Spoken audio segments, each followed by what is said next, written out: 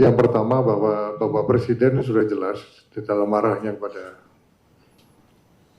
kita yang tergabung di dalam DES, pencegahan dan penanganan tindak pidana korupsi, bahwa penanganan terhadap tindak pidana korupsi harus tegas dan tanpa ragu-ragu. Nah, itu yang sedang kita kerjakan, dan sejak DES ini dibentuk, tadi sebagaimana yang telah disampaikan oleh Pak Jaksa Agung,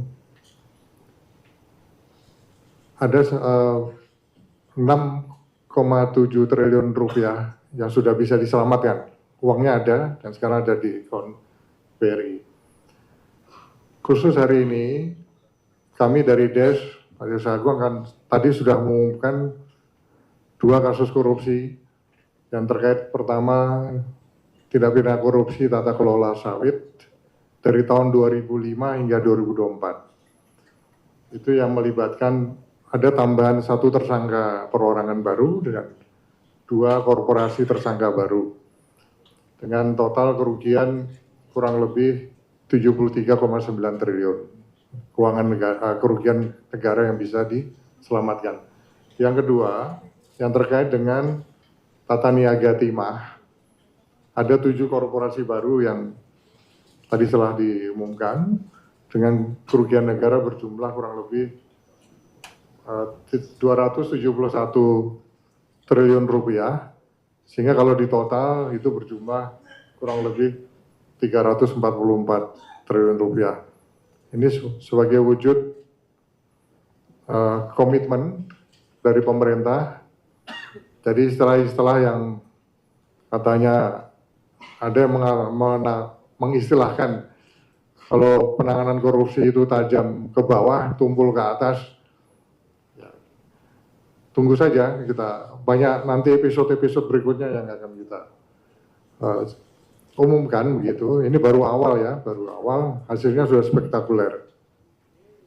Dan pemerintah berkomitmen untuk terus memperkuat langkah-langkah penegakan hukum yang semakin responsif dan memenuhi rasa keadilan masyarakat. Sehingga semuanya ada kepastian hukum dan memenuhi rasa keadilan masyarakat.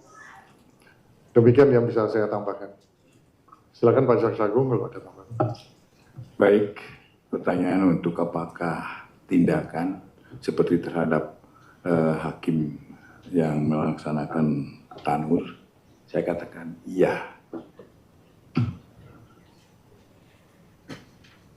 Cukup ya. Ada lagi dari Kompas? Ya, silakan Kompas.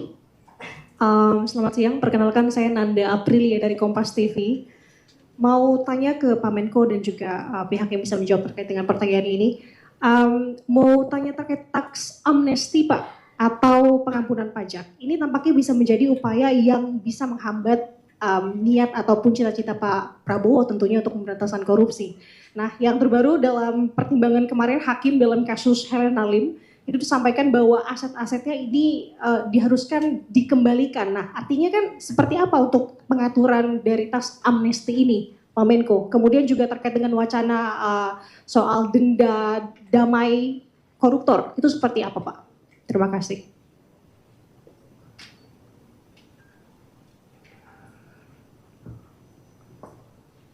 Oke rekan-rekan,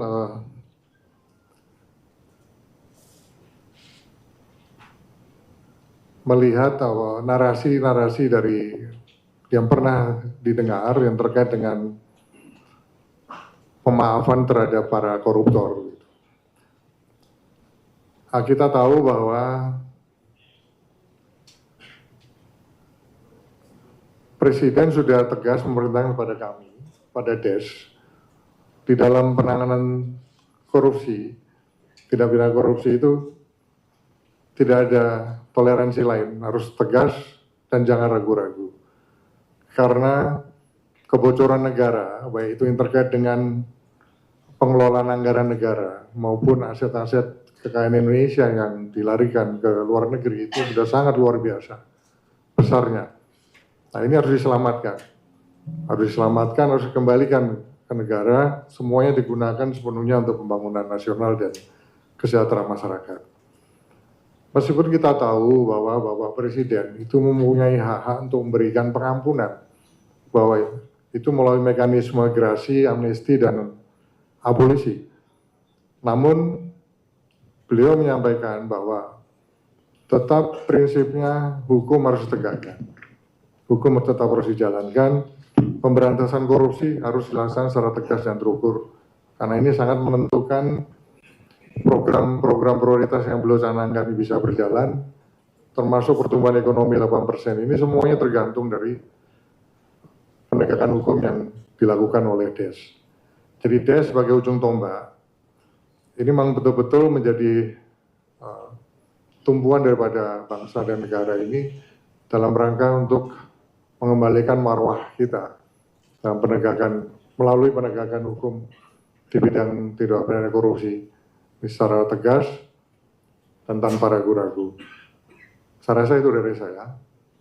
Yang terkait dengan teks amnesti tadi ditanyakan, sedang dirumuskan. Kita tahu ada teks amnesti 1 dan 2. Yang ke depan, ini salah satu mekanisme yang memang sedang disiapkan untuk memberi ruang sebagaimana yang telah disampaikan oleh Bapak Presiden, mereka-mereka yang ingin mengembalikan